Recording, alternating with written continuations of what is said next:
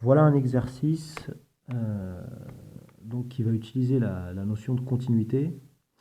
Alors la situation est simple, une voiture parcourt 100 km en 1 heure et on veut montrer qu'il existe un intervalle de temps d'exactement une demi-heure pendant lequel la voiture a parcouru exactement 50 km. Donc le résultat est évident si la voiture roule à vitesse constante, puisque n'importe quel intervalle de temps d'amplitude une demi-heure convient. Et évidemment, ici, c'est le cas général qu'on veut montrer. Alors, on va s'intéresser à la fonction distance, qui a tout t appartenant à 0,1, associé à la distance en kilomètres parcourue par la voiture après t heures.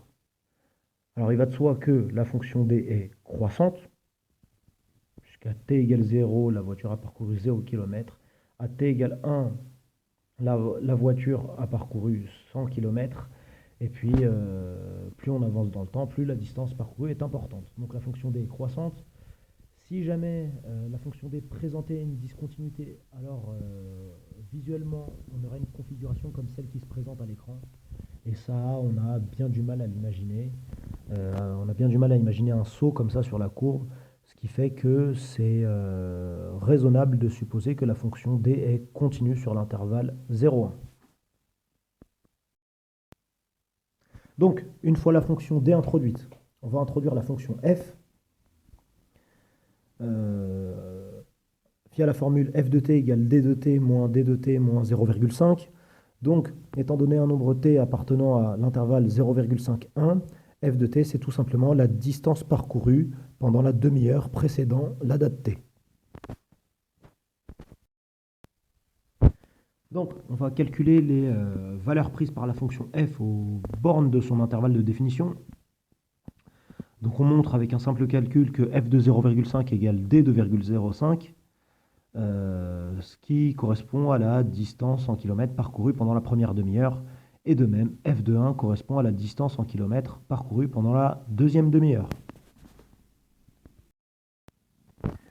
Donc, puisque f de 0,5, c'est la distance parcourue pendant la première demi-heure, et que f de 1, c'est la distance parcourue pendant la deuxième demi-heure, et que la voiture a parcouru 100 km, donc la somme de ces deux quantités est égale à 100. Donc peuvent-elles être toutes les deux strictement supérieures à 50? La réponse est non. Peuvent-elles être toutes les deux strictement inférieures à 50? La réponse est non. Donc on a alors au moins l'une des deux qui est inférieure ou égale à 50 et au moins l'une des deux qui est supérieure ou égale à 50. Laquelle est supérieure ou égale à 50, laquelle est inférieure ou égale à 50, on ne sait pas. Mais ce qu'on sait, c'est que l'une est inférieure ou égale à 50 et l'autre nécessairement supérieure ou égale à 50. Et donc la fonction f étant une fonction continue, puisque d est continue, sur l'intervalle 0,5, 1, on a justifié qu'elle prenait une valeur comprise au sens large entre 0 et 50, et qu'elle prenait une autre valeur comprise au sens large entre 50 et 100. Alors, on est en mesure d'appliquer le théorème des valeurs intermédiaires, qui nous dit qu'il va exister, que la fonction f va admettre un antécédent de 50. Donc il va exister u appartenant à 0,51 de manière à ce que f de u égale 50. Et ainsi, au cours de l'intervalle u moins 0,5 u, la voiture aura parcouru une distance de 50 km. Et enfin, en procédant de manière comparable, on pourrait montrer qu'il existe un intervalle de temps d'exactement un quart d'heure pendant lequel la voiture a parcouru exactement 25 km.